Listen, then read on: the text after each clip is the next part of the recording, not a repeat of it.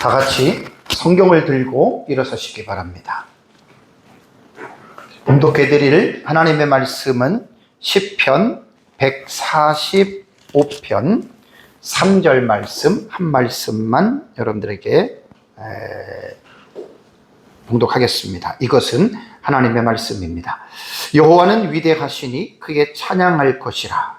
그의 위대하심을 측량하지 못하리로다. 아멘. 네, 앉으시기 바랍니다. 하나님의 나라는 여러분 어떤 나라일 것 같습니까? 이 궁금증은 아마 예수님을 믿는 모든 사람이라면 누구나 다 이러한 궁금한 생각을 여러분 가지면서 살아가고 있습니다. 그렇다면 하나님의 나라는 여러분 우리는 어떻게 알 수가 있을까요? 하나님의 나라를 우리 인간의 생각이나 혹은 인간의 어떤 상상 속에서 우리가 과연 하나님의 나라를 우리가 알 수 있다고 생각하십니까? 그렇지 않습니다. 그리고 하나님의 나라인 천국과 지옥을 갔다 온 사람들의 말을 듣고 우리는 하나님의 나라를 우리는 알아야 합니까? 여러분 그것도 아닙니다. 하나님의 나라는 오직 성경을 통해서만 알 수 있다라고 하는 여러분 이 사실을 결코 잊지 마시기 바랍니다.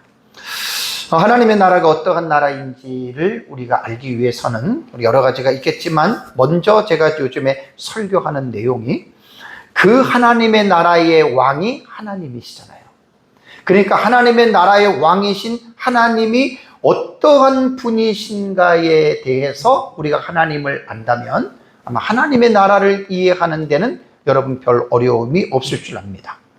예를 들면 북한의 통수권자가 김정은입니다. 김정은이가 어떠한 인물이고 어떠한 사람인지에 대해서 안다면 북한이라고 하는 나라가 어떠한 나라인지를 여러분 우리가 유추하는 데는 별로 어렵지 않죠.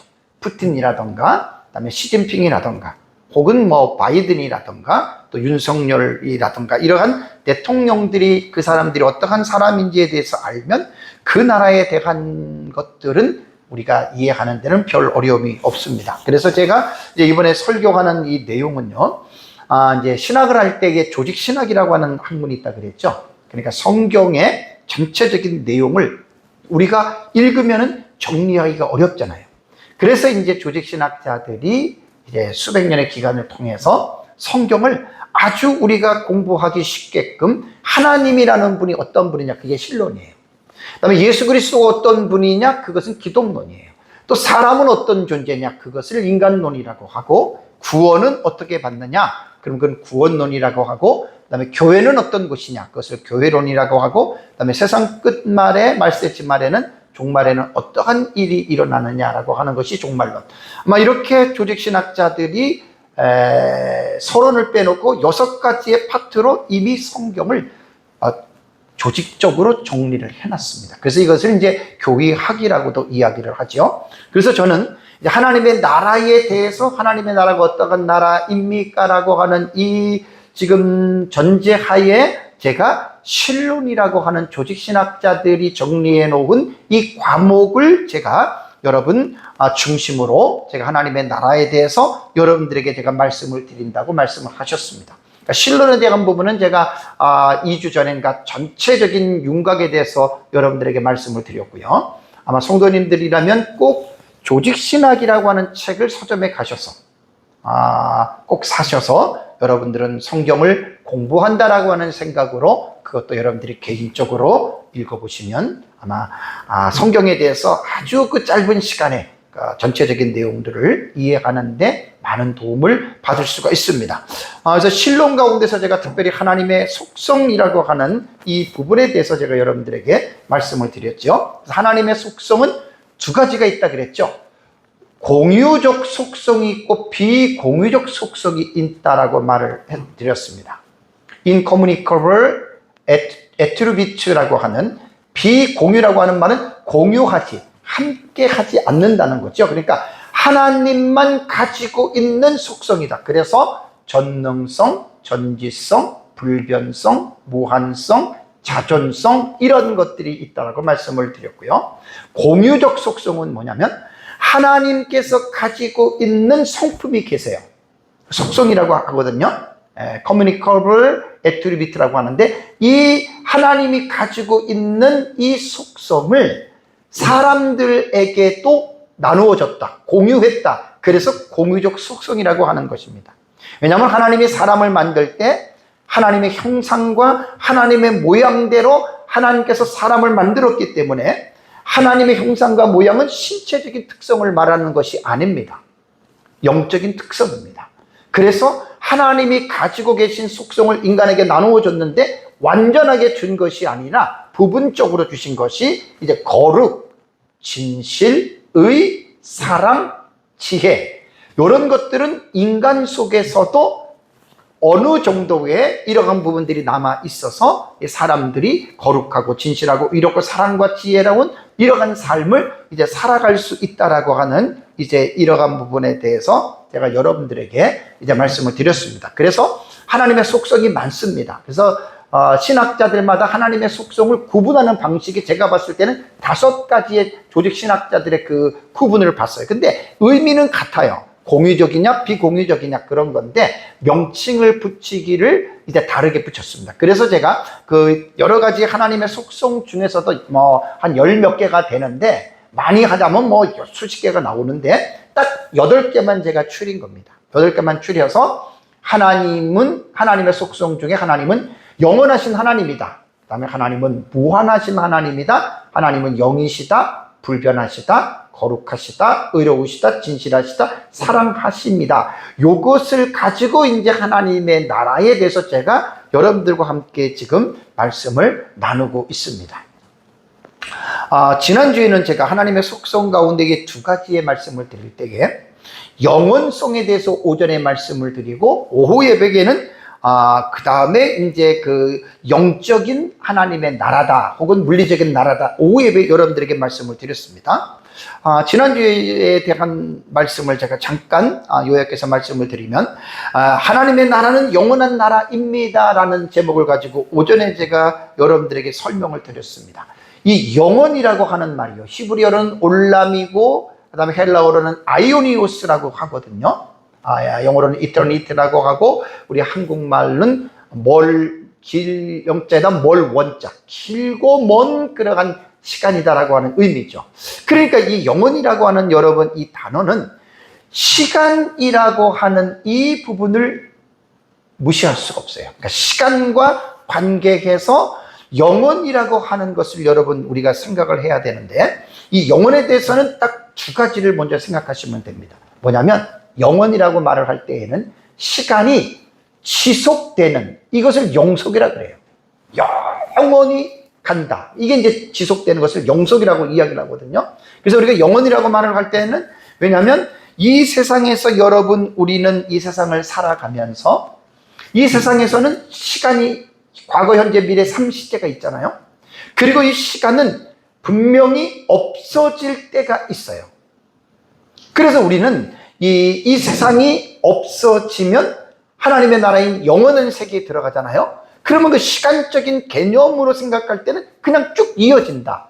첫 번째는 이것을 생각해야 되고, 2번째가 뭐냐면 비시간적이다. 이거 되게 중요합니다. 초시간적이다.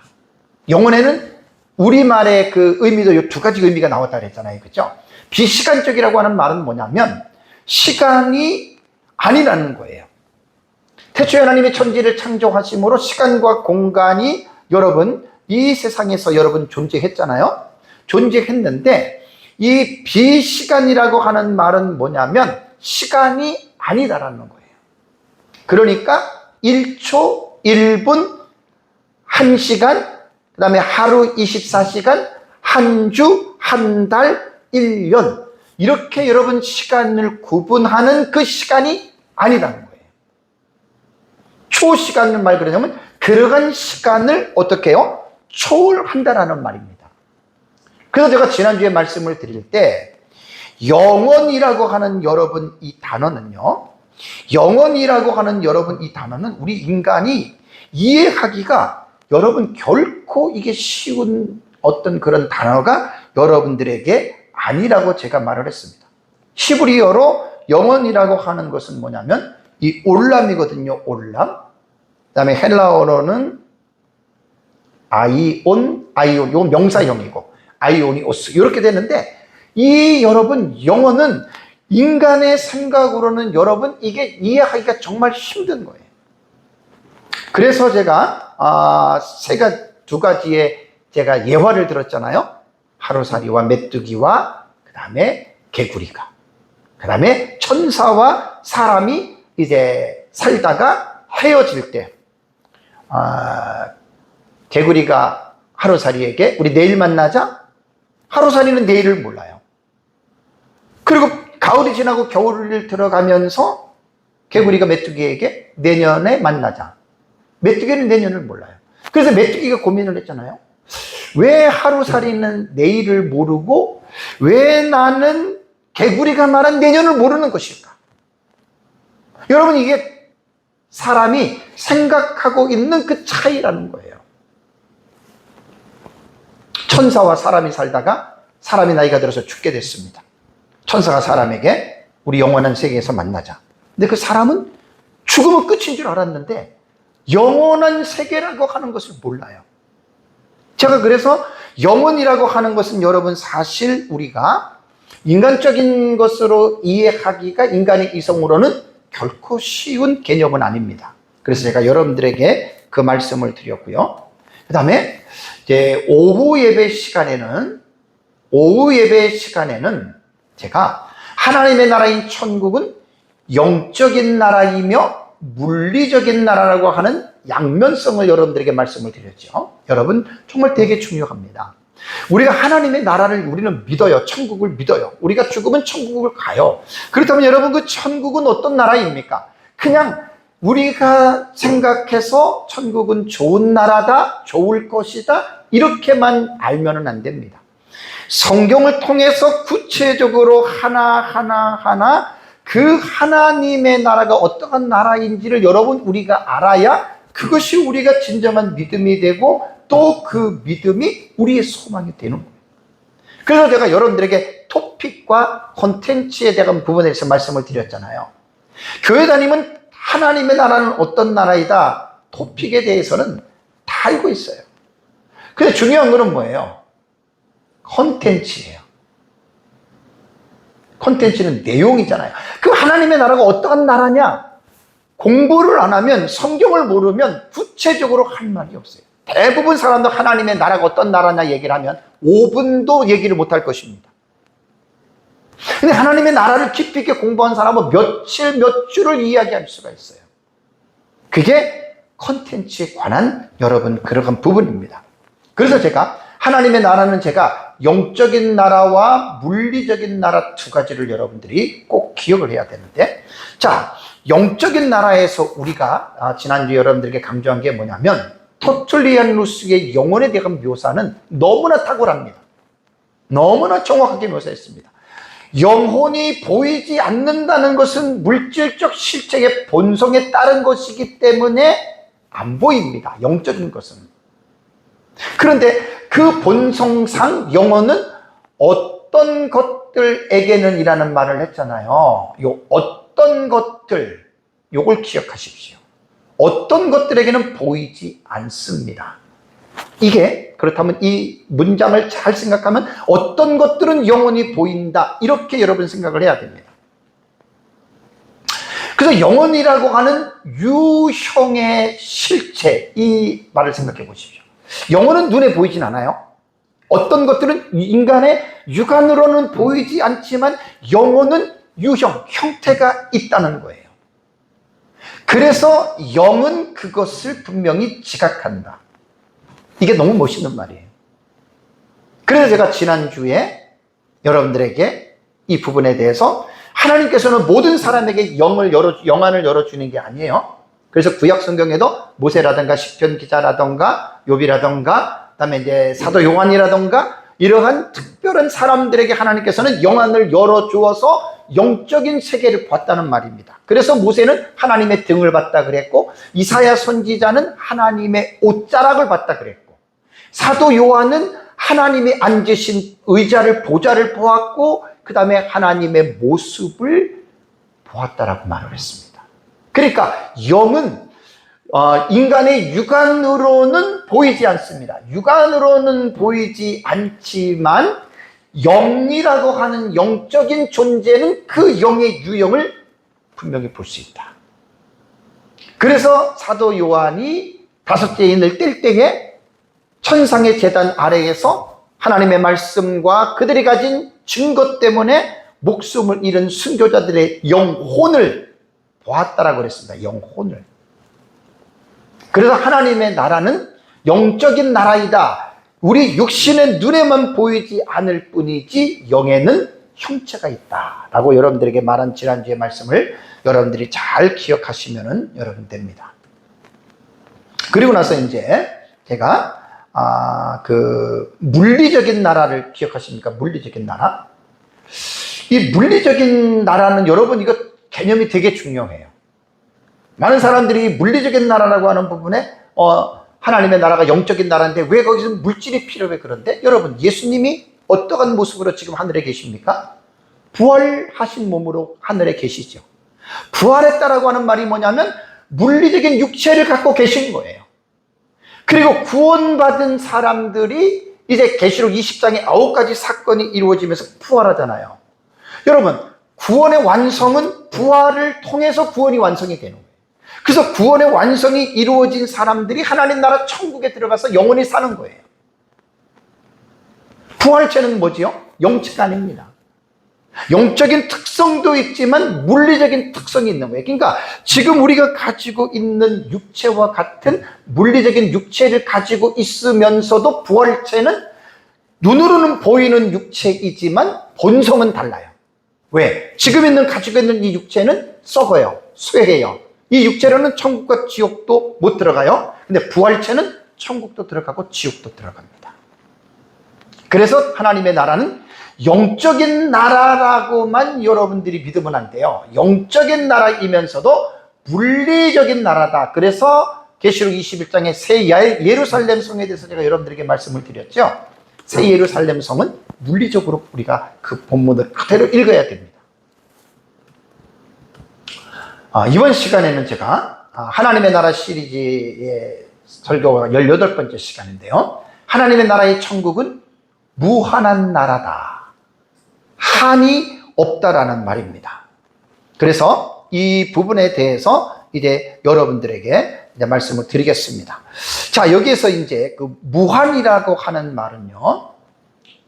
이 무한이라고 하는 우리말의 의미는 수나 양이나 공간이나 시간 따위에 제한이 없다는 말입니다. 곧 한계가 없다. 수나 양이나 공간이나 시간이 한계가 없어요.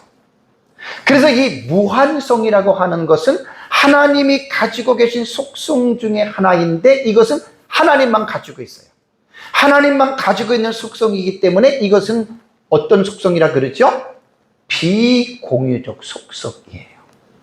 사람과 공유하지 않았다라고 비공유적 속성이라고 이야기를 합니다. 그래서 우리는 하나님이 무한하시다라고 하는 말은 하나님의 나라 또한 무한한 나라다. 하나님이 무한하다라고 하는 말은 뭐냐면 하나님은 모든 제한으로부터 자유하신 분이다.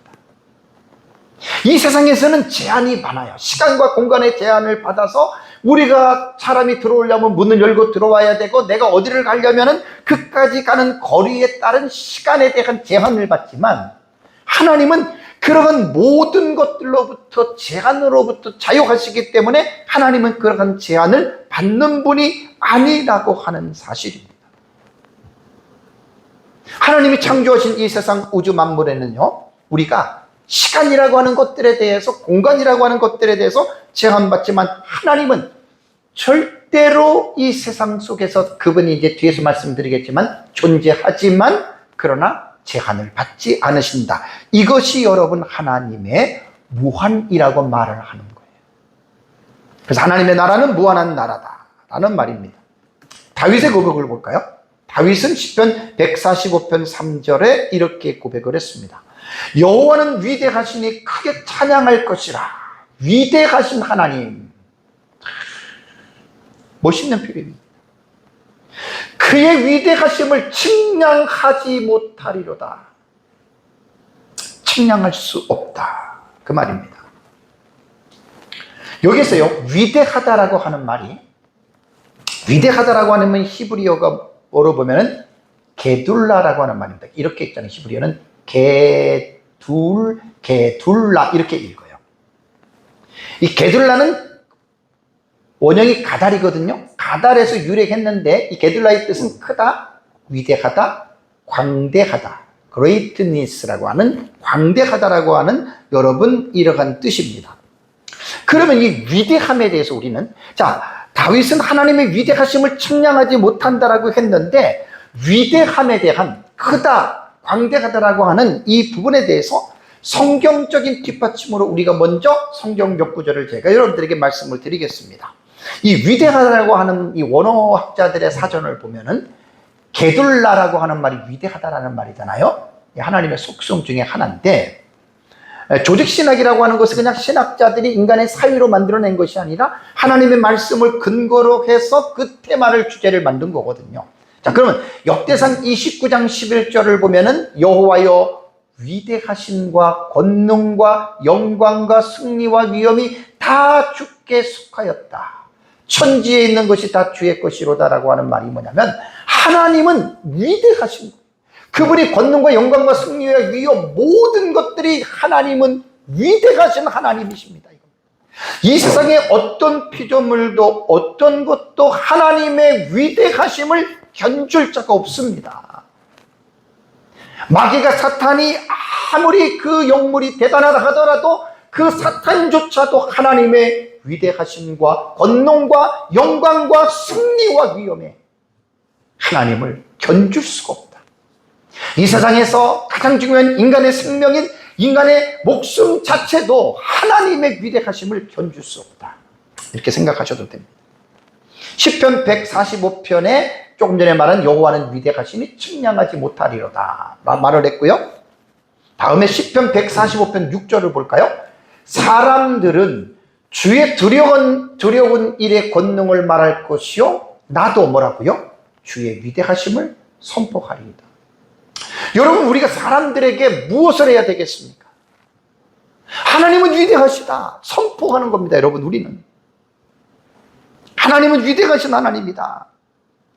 하나님의 나라는 위대한 나라다. 이 세상처럼 제한을 당하는 유한한 그러한 나라가 아니라 하나님의 나라는 위대한 나라다. 여러분, 여러분, 우리가 성경을 통해서 하나님의 속성을 통해서 하나님의 나라가 이러한 나라라고 하는 것들을 여러분, 우리는 성경을 통해서 공부를 하는 거예요. 그래서 게돌라라고 하는, 위대하다라고 하는 것은 하나님의 속성적인 면에서 볼 수가 있고, 또 하나는 이 위대하심은 하나님의 행사, 하나님께서 행하신 액트지요, 행위, 그분의 행위를 볼 때 하나님은 위대할 수밖에 없다라는 겁니다. 자, 사무엘하 7장 21절 볼까요? 다윗이 이런 고백을 했습니다. 주의 말씀으로 말미암아 주의 뜻대로 이 모든 큰 일을 어떻게 해요? 행하사. 하나님은 데이즘이라고 하는 이 신론자들이 말하는 것처럼 이 세상을 창조하시고 창조하신 세계를 떠나 계신 분이 아닙니다. 하나님은 자신이 창조하신 이 천지 만물 가운데에서 하나님은 다스리시고 통치하시는, 하나님은 섭리하시는 하나님이십니다. 사무엘하 7장 23절을 보면 땅의 어느 한 나라가 주의 백성 이스라엘과 같으리까. 이스라엘을 비유를 들어서 말을 하는 겁니다. 하나님이 가서 구속하사, 엑스, 행이지요. 하나님은 잠잠히 계시는 분이 아닙니다. 살아계신 하나님입니다. 일하시는 하나님, 역사하시는 하나님입니다. 하나님이 가서 구속하사 자기 백성을 삼아 주의 명성을 내시며 그들을 위하여 무슨 일을 했습니까? 큰 일을 행하셨다. 주의 땅을 위하여 두려운 일을 행하셨는데 하나님께서 행하신 그 일이 뭡니까? 애국과 많은 나라들과 그의 신들에게 구속하신 백성 앞에서 행하셨다. 그러니까 이스라엘 백성들을 출애굽시킬 때 애굽의 그 신들을 무력화시키고 10가지의 그 기적적인 일을 행하신, 그러니까 하나님이 여러분 위대하다라는 말입니다.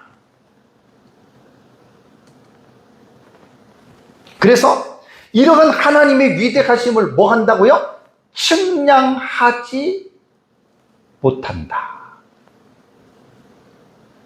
이게 지금 수로에 해당되는 거예요. 동사 부분이에요. 측량하지 못한다. 측량이라고 하는 요 단어가 헤케르거든요. 헤케르는 하카르에서 유래했는데 뜻이 뭐냐면 탐색, 조사, 조사된 것, 이러한 여러분 의미입니다. 그러니까 헤케르라고 하는 여러분 이 단어를 사전적인 의미로 보면은 이게 지금 못하리로다라고 하는 부정어가 들어갔잖아요. 그죠? 부정어가 들어갔기 때문에 이 의미를 볼 때에는 이 헤케르라고 하는 이 어구의 강조점, 헤케르가 측량하지 못하리라고 하는 강조점이 뭐냐면요, 불가능해 있는 거예요. 불가능성이에요. 이거는 불가능한 거다. 탐색하고 조사하고 뭐 자료들을 이렇게 다 합을 해도 이것은 도저히 계산이 안 된다. 그게 불가능성이. 그래서 헤아릴 수 없는 하나님의 본성을 말할 때 여기에서 헤케로라고 하는 말은 측량할 수 없다라고 하는 여러분 이러한 말을 했습니다. 그렇다면 하나님의 그 위대하심을 측량하는 거죠. 수로 부분이에요. 측량할 수 없는데 하나님의 여러분 그 위대하심을 보십시오. 오늘 시편 145편 3절에 아까도 말씀드렸지만 여호와는 위대하십니다. 측량하지 못합니다. 요 말을 보는 거예요. 또 이사야 40장 2절에도 너는 알지 못하였느냐 듣지 못하였느냐 영원하신 하나님 여호와 땅끝까지 창조하신 이는 피곤하지 않으시며 곤비하지 않으시며 명철이 한이 없으시며 라는 말이 나오잖아요. 그죠? 여기 명철이 한이 없으시다라고 하는 말이 나오는데 명철이 한이 없다라고 하는 말이 뭐냐면 이게요, 하나님의 지력입니다. 뭐 이해력으로도 번역이 되기는 했는데 하나님에 대한 어떤 그 지력이거든요. 그러니까 이러한 명철을 인간으로서는 도무지 이것을 측량할 수 없다는 거예요.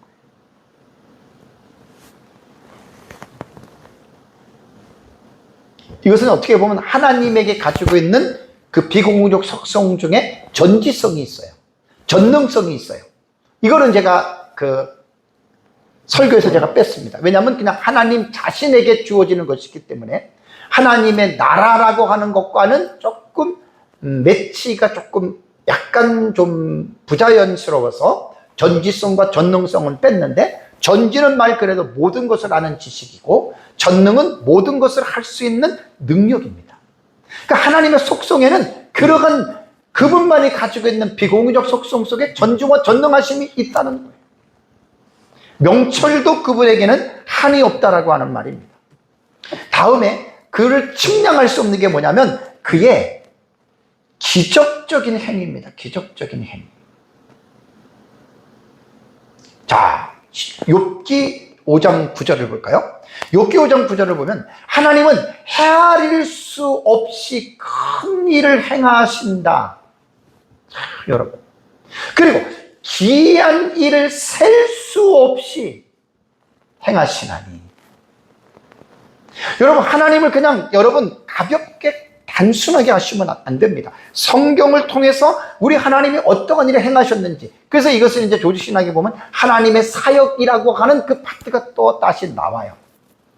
이거 정말 공부들 하셔야 됩니다. 천지를 말씀으로 창조하시고 그 다음에 이 세상 역사 속에서 이스라엘 백성들을 어떻게, 세계의 강대국들을 어떻게 행하시고, 이 정말 하나님이 하신 이 행위는요, 큰 일, 정말로 셀 수 없는 그러한 위대한 일을 하시는 분인데, 그런 하나님을 우리가 어떻게 해요? 측량할 수 없다, 셀 수 없다. 그래서 욥기 9장 8절과 10절을 보면은 욥은 이렇게 고백을 했습니다. 그가 홀로, 하나님이 홀로 하늘을 펴시며 바다 물결을 밟으시며 북두성과 삼성과 묘성과 남방의 밀실을 만든, 우주를 만들었다는 거예요. 별들을 만들었다는 거예요. 그래서 욥은 말하기를 하나님은 측량할 수 없는 큰 일을, 셀 수 없는 기이한 일을 행하신 하나님이시다. 근데 근데 여러분, 우리가 이것을 측량할 수가 없다는 거예요. 우리가 추측할 수도 없고 이것을 여러분 우리는 알 수도 없다는 이야기예요. 그래서 욥은 이런 말을 했습니다. 욥기 36장 26절에 하나님은 높으시니 우리가 그를 알 수 없고 그의 횟수를 헤아릴 수 없느니라. 지난주에 여러분들에게 말씀을 드렸던 내용이죠. 그러니까 여기에서 헤아릴 수 없다, 헤아릴 수 없다라고 하는 말은 뭐냐면 수치나 양을 측정하거나 산출할 수 없다라는 말입니다. 놀라운 말 아닙니까, 여러분?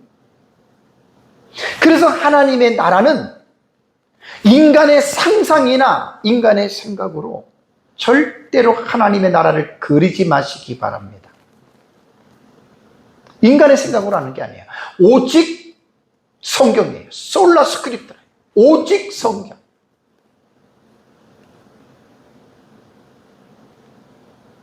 스크립투라. 멋있는 말이에요. 솔라 스크립트. 오직 성경이에요. 우리 바이블이에요. 성경을 통해서 계시 의존 사색을 하셔야 돼요. 계시 의존. 너무나 멋있는 말이죠. 계시. 성경을 의존해서 thinking하라는 거예요. 생각하라는 거예요. 그러니까 여러분, 우리가 하나님에 대해서, 하나님의 나라에 대해서, 여러분 믿음에 대해서는 여러분들이 가지고 있는 인간적인 생각과 경험과 상상을 동원하지 마십시오. 인간의 생각과 상상과 경험을 동원하면 하나님을 인간은 절대로 헤아릴 수가 없고 측량할 수가 없다라는 거예요. 그래서 우리가 하나님을 올바르게 알고 하나님의 나라를 올바르게 깨닫기 위해서는 성경 66권인 계시를 의존해서 여러분들이 항상 생각을 하십시오. 너무 중요한 말입니다. 그의 연수를 절대로 우리는 하나님의 나라에 대해서도 여러분 우리는 생각할 수 없습니다.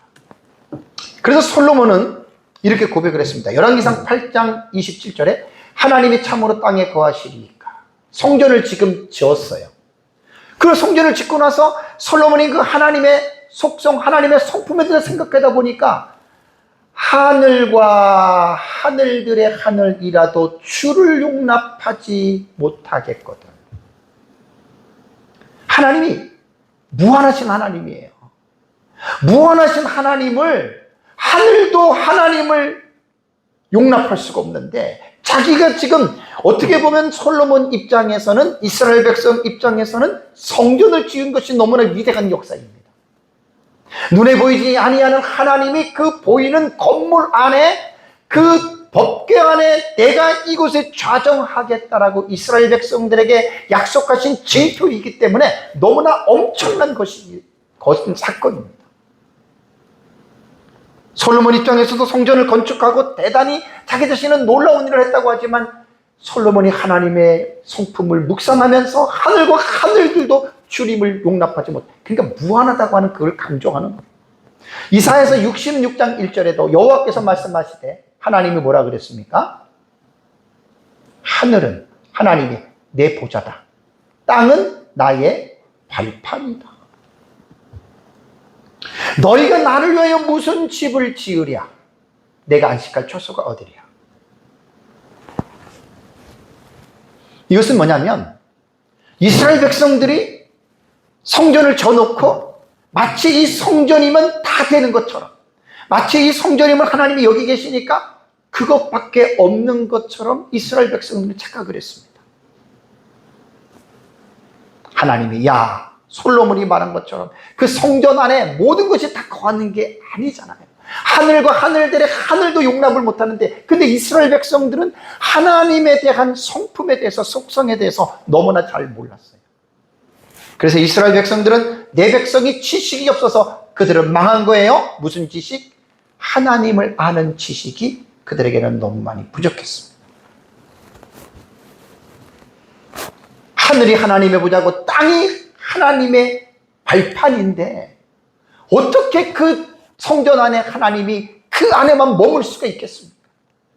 그러니까 이스라엘 백성들의 잘못된 사고를 지금 하나님께서 책망해 주는 거예요. 사도행전 7장 48절에 스데반은 이사야서 66장 1절 말씀을 가지고 이스라엘 백성들에게 이제 인용했던 말씀들이 있습니다. 그 다음에 예레미야서 23장 4절에 보면은요, 여호와의 말씀이라 사람이 내게 보이지 아니하려고 누가 자신을 은밀한 곳에 숨길 수 있겠느냐. 여호와가 말하노라 나는 어떻게 해요? 천지에 충만하지 아니하냐. 그러니까 이스라엘 백성들은 이렇게 생각을 했어요. 자기들이 어떤 곳에 숨거나 하나님은 모르시겠지, 아마 이런 식으로 좁은 생각으로 아마 그들이 생각했던 것 같아요. 하나님이 이스라엘 백성들에게 나는 천지에 충만하지 아니하냐. 그러니까 오늘 지금 말씀드린 것은 하나님의 무한성입니다. 인간처럼 하나님을 제한하고 그렇게 생각하지 말라는 거예요. 하나님의 나라도 뭐 이 세상처럼 뭐 시간에 구속되는 그런 유한한 나라가 아니라는 거예요. 하나님의 나라가 무한한 나라입니다. 왜? 그 나라의 왕인 하나님이 무한하신 하나님이시기 때문에 우리가 들어가서 영생 복락을 누리는 그 하나님의 나라도 무한한 나라라고 하는 사실입니다. 시편 139편 7절과 8절에도 내가 주의 영을 떠나 어디로 가며 주의 앞에서 어디로 피하리까. 내가 하늘에 올라갈지라도 거기 계시며 수월에 내 다리를 펼지라도 거기 계신다. 하나님 제한하지 마세요. 하나님 무한하신 분. 우리가 어떤 살아가다 보면 어떤 어렵고 힘든 일을 만날 때 인간으로는 도저히 불가능한 일입니다. 근데 믿음이 없는 사람들은 하나님이 과연 이것을 해 주실 수 있으실까? 그분은 하나님이 무한하신 하나님을 몰라서 그래요. 하나님은 무한하신 하나님입니다.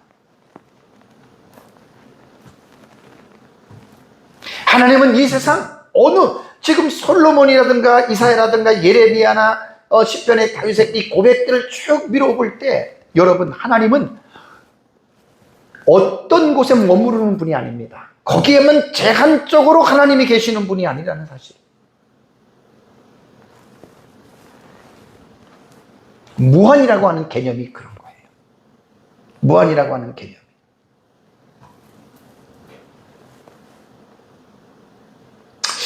제가 이제 하나님의 속성에 대한 설교는 조직신학에 제가 루이스 볼컵의 조직신학 책을 가지고 여러분들에게 제가 말씀드린다고 했죠. 해 아래서는 새 것이 없습니다. 당연히 신학자들의 목사의 선생님들이 신학자예요. 내가 무슨 설교를 내가 혼자서 만들고 그거 아닙니다. 특히 이 조직신학 같은 경우는요, 이미 오랜 시간 동안 신학자들에 의해서 확립된 내용들이기 때문에 목회자뿐 아니라 성도들도 그 책을 보면서 공부들을 하셔야 돼요. 그래서 저는 하나님의 속성에 대해서 지금 공부를 할 때, 저는 이제 우리 신학교 다닐 때 루이스 볼컵의 조직신학을 가지고 공부를 했기 때문에 그거 지금 보고 다른 것도 좀 보긴 하지만 그냥 그거 가지고 제가 거기서 이제 중요한 부분들에 대해서 제가 이렇게 좀 정리를 해서 지금 하고 있습니다. 루이스 볼컵의 그 정의를 보면은요, 세 가지를 말을 했습니다. 참 멋있는 말입니다. 세 가지가 뭐냐면, 하나님의 절대적인 완전성에 대해서 말을 하더라고요. 이게 지금 무한이라고 하는 개념과 연결된 거예요. 욥기 11장 7절에서 10절 말씀은 전능자를 어찌 능히 완전히 알겠느냐. 내가 하나님의 오묘함을 어찌 측량하며, 이게 전부 다 뭐냐면 인간의 유한한 생각과 인간의 유한한 지식으로 무한하신 하나님을 알지 못한다는 거예요. 하늘보다 높으시니 내가 무엇을 하겠으며 수월보다 깊으시니 내가 어찌 알겠느냐. 하나님의 크심은 땅보다 길고 바다보다 넓으리라. 하나님이 두루다니시며 사람을 잡아 가두시고 재판을 여시면 누가 능히 막을 소냐. 오늘 주제가 되는 부분이 시편 135편 3절 계속 인용하잖아요. 여호와는 위대하시니 그 위대하심을 측량하지 못한다. 그러니까 그분은 절대적으로 완전하신 분이다. 그 완전하신 분이기 때문에 그 무한성과 연결이 되는 거예요. 반대로 말하면 인간은 유한한 존재예요. 유한한 존재이기 때문에 알지 못해요. 못하는 일들이 많아요. 하나님은 무한하시기 때문에 모든 것을 하시는 전지하신 지식이 있고 모든 것을 행하시는 전능하신 지식이 있기 때문에 하나님은 전능하신 분이다. 우린 그렇게 그분을 믿는 거예요. 다음에 두 번째는 하나님의 영원성입니다. 영원성은 지난주에 제가 설교를 했기 때문에 그냥 생략을 하겠습니다. 영원성이라고 하는 것은 우리가 인간이 보는 차원에서는 어차피 이 세상은 없어지잖아요. 없어지지만 지금 있는 우리의 시간과는 영속적, 지속적인 관점에서 이루어진다라고 하는 아까 말씀드린 생각을 해야 되고 또 하나는 뭐냐면 초월하는 겁니다. 초월을 생각하시. 이건 사실 사람이 이해하기가 쉽지 않아요. 과거, 현재, 미래와는 상관이 없는 그 시간을 하나님께서는 어떻게 해요? 초월하시는 분이시다라고 하는 말입니다. 이 하나님의 여러분 영원성입니다. 다음에 이제 세 번째가 중요해요. 하나님의 공간적인 광대. 어떤 분들은 그럴 거예요. 목사님 왜 이렇게 어려운 단어를 사용하시나? 여러분, 한국말의 70%가 다 한자어입니다. 한자어는 뜻글자입니다. 뜻을 모르면 단어의 의미를 모르는 거예요. 그래서 제가 뜻을 풀어서 여러분들에게 제가 지금 설명을 해드리고 있잖아요. 광대라고 하는 말은요, 넓고 크다는 말이에요. 그러니까 이 광대가 넓을 광자고 대자가 큰 대자입니다. 넓고 크다. 무엇이? 하나님의 공간. 하나님 나라의 공간. 여기서 이제 제가 지난주 제 설교를 듣지 못한 사람들은 무슨 하나님의 나라가 공간이 있어? 이렇게 생각을 하겠죠. 그분들이 몰라서 그런 거예요. 아까 설교 초도에도 여러분들에게 말씀을 드린 대로 예수님이 부활하신 육체가 뭡니까? 육체는 물리적인 어떤 이 형체는 공간을 필요로 하는 거예요. 그래서 하나님의 나라는 영적인 나라이지만서도 물리적인 나라이기 때문에 영적인 부분과 물리적인 것들을 함께 공유하고 있는 나라가 하나님의 나라입니다. 그래서 물리적인 것들은 공간을 필요로 한다. 그래서 요한계시록 21장 새 예루살렘 성을 여러분 21장 1절에서 22장 5절까지를 여러분 잘 보십시오. 우리 역사적 전체는 그 문자적으로 해석을 합니다. 절대로 상징이 될 수가 없습니다. 그 새 예루살렘을 상징으로 해석하는 거는 넌센스고요. 코미디 해석입니다. 문자적인 해석을 하면 공간이라고 하는 그 부분에서 여러분 이 부분들이 나오거든요. 그래서 하나님의 이 무한성은요, 시간에서만, 시간적인 관념에서만 무한이 아니라 공간적인 면에서도 하나님의 이 나라는 이 광대하다, 넓고 크다라고 하는, 그냥 말 그대로 무한하다는 거예요. 넓고 크다고 해서 유한한 게 아니라 지금 무한하다는 겁니다. 이게 제한할 수가 없다는 거예요. 그래서 이제 폴코베의 그 힐론 책에 보면은 하나님의 공간의 임재를 잘 들으셔야 돼요. 여러분 너무 중요한 여러분 지금 공부하는 거예요.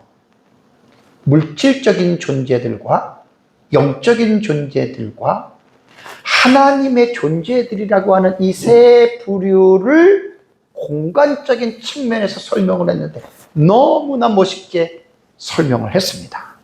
자, 그러면 물질적인 존재들은요, 공간에 의해서 제한되는 거예요. 사람으로 볼까요? 우리는 지금 여기 이 시간, 이 자리밖에 없지요. 공간을 초월 못해요. 시간도 마찬가지입니다. 영적인 존재에 대해서 말을 할 때 영적인 존재들은 뭐지요? 천사들이잖아요. 선한 천사와 악한 천사. 이 천사들은요, 시간과 공간을 이렇게 보면은요, 나름대로 자유롭게 이동이 가능해요. 우리 육체를 가진 사람보다는 영적인 존재들은 시간과 공간의 이동이 되게 가능해요. 예를 들면 우리가 여기에서 부산을 가려면 보통 빨리 가야 4시간, 4시간 반 정도 걸리잖아요. 근데 이 영적인 존재 천사들은요, 즉시 갈 수 있어요. 그러니까 하나님 나라에서 지금, 하나님 나라는 이 세상의 영역이 아니라 이 세상의 영역을 초월하잖아요. 기도할 때 하나님이 그 기도를 들으시고 천사를 보냈는데, 이 세상의 거리로 말을 한다면 그 뭐 엄청난 거리겠죠. 순간 딱 오잖아요, 순간. 그러니까 이 영적인 존재들은 시간과 공간을 자유롭게 이동할 수 있는 여러분 이러한 특징이 있지만 이들은 제한적입니다. 왜? 한 존재가 하나밖에, 한 군데밖에 있을 수밖에 없어요. 영적인 존재. 근데 여러분, 하나님의 존재는 어떤 줄 아십니까? 하나님의 존재는요, 무한이라 그랬죠? 뒤에서 제가 말씀을 드리는데, 모든 세계에 하나님은 동시적으로 존재하는 거예요. 이게 물질적인 존재와 영적인 존재들과 차이가 바로 그겁니다. 모든 공간에 이렇게 하나님은 이제 이루어진다라는 말입니다. 그래서 이제 조금 어려운 말에 대해서 제가 설명을 하겠습니다. 근데 공부를 하셔야 돼요. 무량성과 편재성이라고 하는 말이 있습니다. 이 무량성이라고 하는 말이 뭐냐면 영어로는 immensity라고 그래요. immensity라고 하는 말인데, 무량성은요, 이게 뭐냐면 없을 무자잖아요. 헤아릴 양자예요. 헤아릴 수가 없다라는 말이에요. 그러니까 단어가 어려워 이렇게 생각하지 마시고 공부를 잘하려면 우리 낱말의 의미를 잘 알아야 돼요. 그러니까 헤아릴 양자니까 헤아릴 수가 없는 성질을 가지셨다, 이런 뜻입니다. 무량성이. immensity라고 하는 말이 영어는 이런 뜻이에요. 그러니까 하나님께서는 모든 공간에 임재하지만 공간을 어떻게 해요? 초월하신다. 근데 이 무량성은 뭐냐면 한계에 종속되지 않으신다. 이걸 먼저 꼭 기억을 해두세요. 지금 이게 뭐냐면 하나님의 무한성에 대해서 여러분들에게 말씀을 드리면서 사용하는 거거든요. 다음에 두 번째가 뭐냐면 편재성입니다. 편재성. 이게 뭐냐면 omnipresence예요. 영어로는 omnipresence라고 그래요. 편재성이라고 하는 여러분, 이 단어는 뭐냐면 하나님께서 이게 편자가 무슨 편자인지 아세요? 두루 편자예요. 두루 편자에 있을 제예요. 그게 뭐냐면 하나님의 편재성은 두루 계신다, 그 말입니다. 편재성을. 말이 어렵지만 한번 공부해보면 무량성, 편재성 어려운 단어 아니거든요. 간단하게 설명만 들으면 충분히 우리가 쓸 수가 있는, 그러니까 두루 존재한다. 그래서 하나님의 존재는 공간을 넘어서 초월하는 거예요. 그러니까 천사와 사람은 육체를 갖고 있기 때문에 딱 여기서밖에 없죠. 그리고 공간 이동에 우리는 제한을 받죠. 천사는 하나의 존재이면서도 공간을 이동할 때 자유로워요. 하나님이 주신 영적인 특성들이 그래요. 그렇지만 천사는 하나밖에 있을 수밖에 없어요. 하나님은 뭐지요? 공간을 초월해요. 그 하나님이 만드신 모든 공간에 하나님은 계시는데 어떻게? 동시에. 참, 여러분 이거 한번 생각해 보십시오. 이게 인간의 이성으로는 이해가 안 되는 거예요. 그럼 무량성이라고 하는 말은요, 여러분. 이 무량성이라고 하는 말은 초월을 강조하는 거예요. 이거는 초월. 아까 초월 얘기를 했잖아요. 편재성은 뭐냐면 내재를 강조하는 거예요. 근데 하나님께서 존재하시는데, 내재하시는데 그 내재가 어떻게 해요? 동시에. 어디에나. 그러니까 사람과 영적인 존재는 단수이기 때문에 한 장소밖에 국한되어서 존재할 수밖에 없지만 하나님은 초월하는 거예요, 그것을. 여기서 이제 한 가지 높아심에서 제가 말씀을 드립니다. 자, 하나님은 편재성. 어디서나 하나님은 동시다발적으로 하나님은 편재 계신다라고 하는 말이 자칫 잘못하면 철학사상과 잘못된 종교적 사상의 범신론 들어보셨죠? 범신론. 이 범신론이라고 하는 이 부분에 대해서 사람들이 착각할 수가 있겠어요. 이 범신론도요, 두루범자입니다. 두루범자에다가 신신자예요. 그러니까 신이 두루 존재하고 있다. 이게 범신론이거든요. 범신론. 펜테이즘이란 말이에요. 영어로는 펜테이즘. 그런데 하나님의 편재, 이 무량성은요, 범신론하고는 차원이 다릅니다. 그러니까 요거를 여러분들이 혼돈하지 말라는 거예요. 범신론에서는요, 신이 우주와 자연에 두루 퍼져 있고, 두루 편자라 그랬잖아요. 두루 퍼져 있고, 모든 것에, 이게 이제 중요한 거예요. 모든 것에 신이 내재하여 있다라고 주장하는 게 범신론입니다. 이것은 철학사상에도 이렇게 사용을 해요. 그러니까 이것은 철학이나 종교적인 입장에서 따르는 사상인데, 범신론자들이 말하는 주장에 따르면 신은 모든 사물 안에 내재되어 있다라는 말입니다. 무량성과 편재성과 뭐가 달라요? 다르죠. 이 다름을 여러분들이 딱 이것을 끄집어낼 수 있어야 됩니다. 범신론은 이 물체 안에도 신이 내재한다는 거예요. 의자에도, 나무에도, 해와 달과 별에도, 구름에도, 어떤 물체에도 거기에 신이 내재해 있다. 만물신론이에요. 범신론은 기독교가 아닙니다. 하나님은 그렇게 말하는 게 아니라, 왜 여러분 그러냐면, 정확하게 말씀을 드린다면, 하나님은 인격적인 존재이기 때문에 비인격체 안에는 하나님이 어떻게 해요? 거하시지 않아요. 우리 미신적인 사고, 우리 동양인의 애니미즘이라던가 토테미즘 사상 같은 경우를 보면은 나무를 놓고 나무에다 빌지요. 이상한 돌 있으면 돌에다가 놓고 빌지요. 이게 바로 범신 사상이란 말이에요. 돌에도 신이 있고, 나무에도 신이 있고, 물에도 신이 있고, 별신을 믿잖아요. 별에도 신이 있다는 거예요. 이게 범신 사상인데, 기독교는 그게 아닙니다. 하나님은 인격적인 존재이기 때문에 비인격체 안에는 하나님이 내재하시지 않습니다. 아까 그 편재라고 하는 용어를 기억하세요. 편재. 비인격체에는 하나님께서 존재하지 않습니다. 내재하지 않는다는 말입니다. 그래서 범신론과 여러분 착각하시면 안 됩니다. 나무에, 돌에, 숲에 아닙니다. 하나님 거하지 않습니다. 그래서 이 세상의 미신적인 사고들은 뭐든지 어떤 이제 신이 있다라고 전제하는 거예요. 이게 범신사상인데, 여러분 기독교는 그러한 종교가 아니라고 하는 사실을 여러분들이 꼭 기억을 하셔야 됩니다.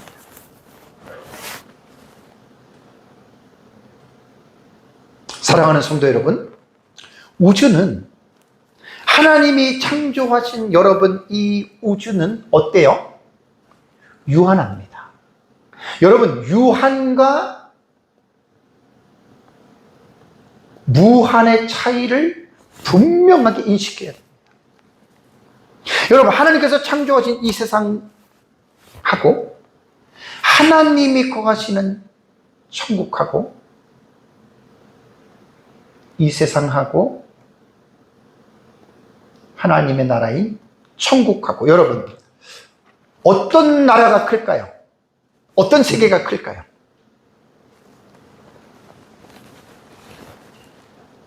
어린아이들에게 물어보면 하나님 나라요? 그럴걸요?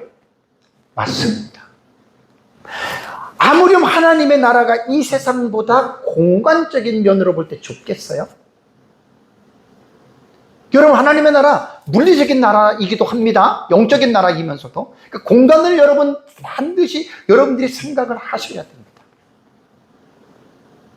하나님의 나라가 크겠습니까? 아니면 이 세상이 크겠습니까?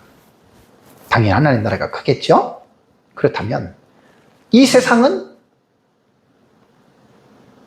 한계가 있습니까?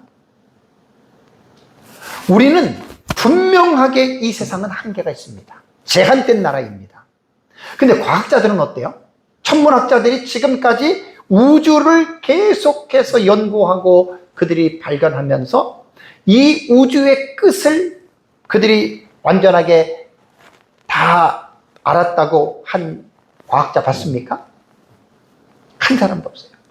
계속해서 태양계와 같은 이 은하계가 몇 개나 더 있고 몇 개나 더 있고, 어디를 봤더니 이게 끝인 줄 알았는데 그 넘어서니까 또 광활한 태양 어떤 은하계가 있고, 계속 지금 그렇게 나오잖아요. 그러니까 보십시오. 하나님께서 첫째 날에 만드신 천지, 이게 천이 뭐냐면 공간이에요. 이게 우주예요.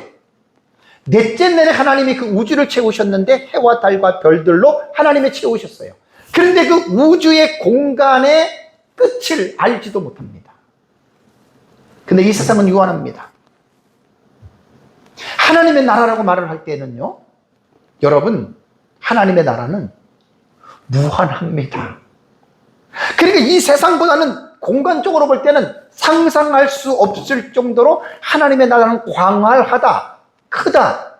일단은 여러분 그렇게들 생각들을 여러분들이 하셔야 됩니다. 이 세상은요, 이 세상은 시간과 공간에 제한을 받잖아요. 하나님의 나라는 초월합니다. 참 이해하기가 쉬운 말은 아닙니다. 제가 쉽게 또 예를 들어볼게요. 제가 지금 물을 마십니다. 사람들이 볼 때는 누구나 할 수 있는 행위지요. 수많은 개미들이 의인화를 시켜서 표현한다면, 제가 물 먹는 것을 보고 개미들은 의인화 시켜서 생각하면 어떻게 생각하겠어요? 어떻게 저거를 컵을 이렇게 들을 수 있지? 자기들은 아무리 해도 뭐 갉아먹거나 끌고 가는 것밖에는 못하잖아요. 그것이 개미와 인간의 차이입니다. 성경에 기록된 내용들이 여러분, 인간적인 생각을 가지고 우리는 하나님의 말씀을 이해하려고 하지 마십시오. 성경은 이해의 대상이 아니라 믿음의 대상이라고 제가 수도 없이 여러분들에게 말씀을 드렸습니다. 성경은 믿으셔야 됩니다. 이해를 하려고 하다 보면 성경은 믿어지지를 않습니다. 여러분, 새 예루살렘 성을 생각해 보십시오. 영적인 나라이지만 물리적인 나라입니다. 그리고 하나님의 말씀 보면 계시록 4장과 5장을 보십시오. 계시록 4장과 5장을 보면은 거기에서는 하나님의 나라가 어떠한 나라인지를 알 수 있는 중요한 정보를 여러분 계시록 4장과 5장은 우리에게 여러분 제공하고 있지 않습니까? 하나님의 보좌가 있고 24 보좌가 있고 24 장로가 있고, 그 다음에 7 영이신 성령이 계시고 네 생물이 있고, 여러분 구약과 신약 성경 전체를 통해서 요한계시록 4, 5장과 21장과 22장만큼 하나님의 나라를 리얼하게 묘사한 곳은 다른 데는 없습니다.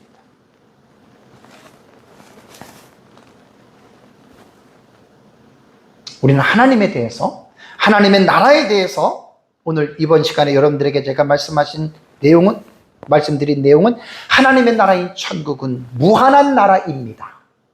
무한하다라고 하는 이 무한의 개념을 여러분들이 잘 생각하시고 이 무한한 나라를 소망하면서 믿음으로 살아가시기를 주님의 이름으로 축복합니다. 우리 다 같이 함께 기도하겠습니다.